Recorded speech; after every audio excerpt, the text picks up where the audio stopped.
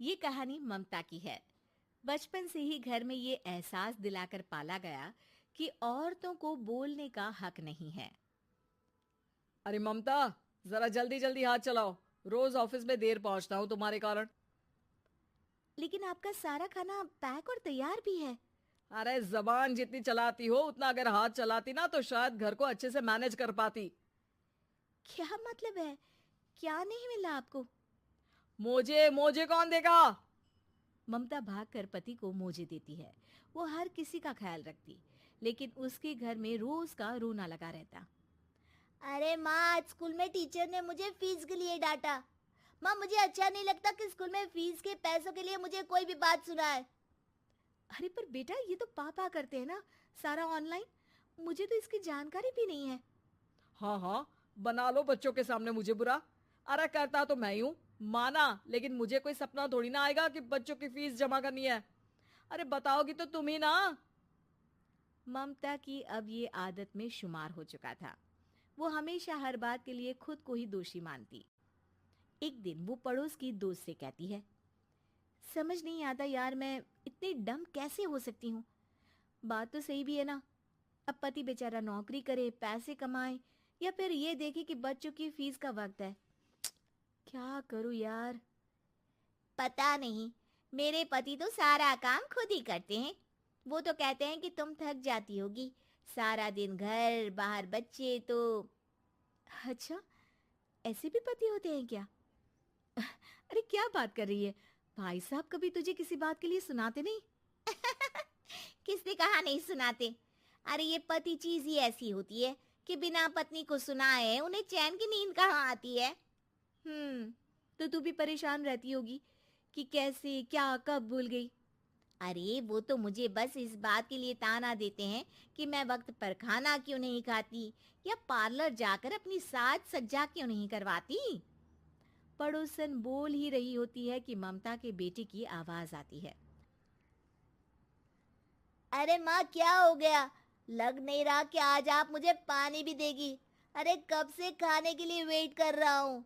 अरे यार, मैं चलती हूँ। बेटा खाने के लिए वेट कर रहा है, मैंने उसे खाना भी नहीं दिया। अरे 12वीं में पहुंच चुका है तुम्हारा बेटा, उसे बोलो खुद पानी लिया करे।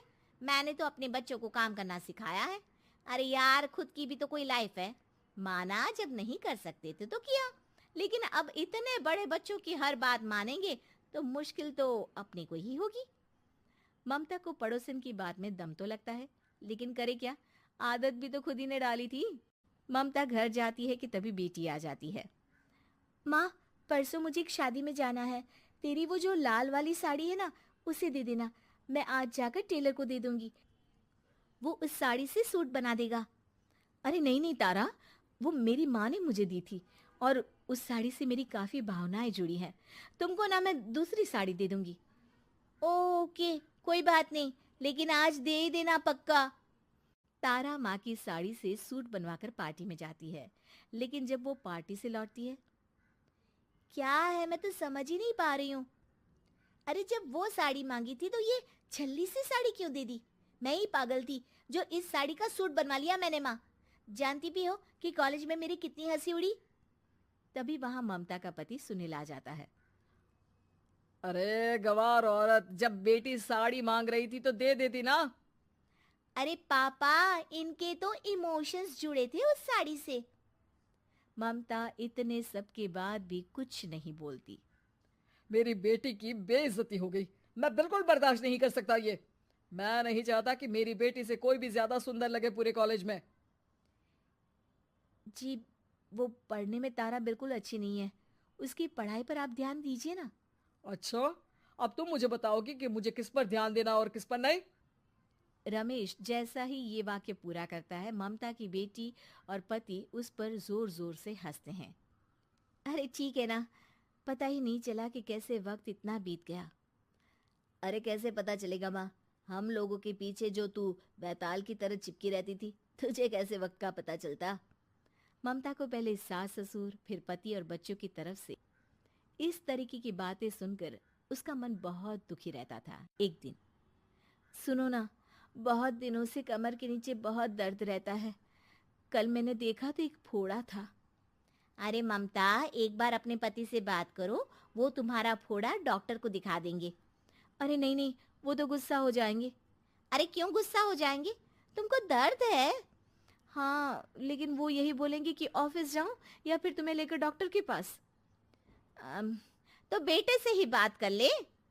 अरे वो तो मैं कर लूं, लेकिन फोड़ा है ऐसी जगह कि उसे बताते मुझे शर्म आएगी। लेकिन कुछ ना कुछ तो करना जरूरी है ना। ऐसे कब तक फोड़े के दर्द से तड़पती रहेगी? अब तो सोच रही हूँ कि इनसे बात कर ही लूं, वरना दर्द के मारे कहीं मर ना जाऊं। लेकिन शाम को, ममता, क्या किया तुमने आज? खाने के डिब्बे में कैसा खाना दिया था? दाल खराब हो गई थी। कब की थी? दाल तो मैंने सुबह ही बनाई थी, खराब कैसे हो गई? अच्छा सुनिए ना, मुझे कहना है कि अरे गरम दाल बंद करोगी तो ऐसा ही होगा ना। बेइज्जती हो गई सबके सामने मेरी। ऑफिस वालों ने ऐसा मजाक उड़ाया कि क्या बोलूं। कल से ठीक से खाना देना है तो देना, वरना खाना देना बंद कर देना। बाहर खा लूंगा मैं। ममता, जो पति से अपनी परेशानी बताने वाली थी, वो अब ये सोचने लगती है कि कल से पति को खाने में क्या दे। अगले दिन ममता थकी थकी सी हालत में, आप लोगों के लिए नाश्ता बना दिया है, खाना बनाने की हिम्मत नहीं है आज तो। रात भर सोकर थक गई है ना, इसीलिए तो खाना नहीं बना सकती।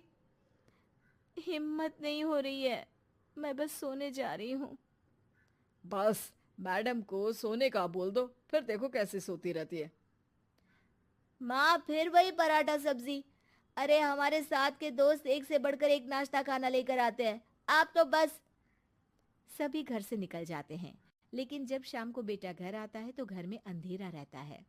बेटा लाइट जलाता है। क्या माँ, तुम्हारा भी जवाब नहीं है बिजली का बिल बचाने के लिए? वो बोल ही रहा होता है कि सामने माँ जमीन पर लेटी मिलती है। वो उसके पास जाता है। अरे माँ, क्या हो गया माँ? तभी वहां पड़ोसन आती है। अरे बेटा, तुम्हारी माँ के पैर के पास एक फोड़ा है, जिसके कारण ये लगातार कमजोर होती जा रही थी। मैंने उसे पहले ही कहा था कि घर में बता दो, लेकिन तुम्हारी माँ किसी को तंग करना नहीं चाहती थी। तभी वहां डॉक्टर आ जाता है। अरे इनके ऑर्गन में दिक्कत है, कोई बात है जो इनके मन में खटक रही है। अरे नहीं नहीं, इसके मन में कोई बात नहीं है। कोई काम है नहीं ना इसके पास, सारा दिन बस घर में ही रहती है। देखिए, मैं तो ये नहीं जानता, लेकिन हाँ, इनके मन में हमेशा कोई बात रह जाती होगी, इसीलिए उनकी ये हालत है। अगर आप समय से नहीं ले आते तो हो सकता था कि। अरे नहीं नहीं डॉक्टर साहब, हम पूरी कोशिश करेंगे कि वो ठीक हो जाए।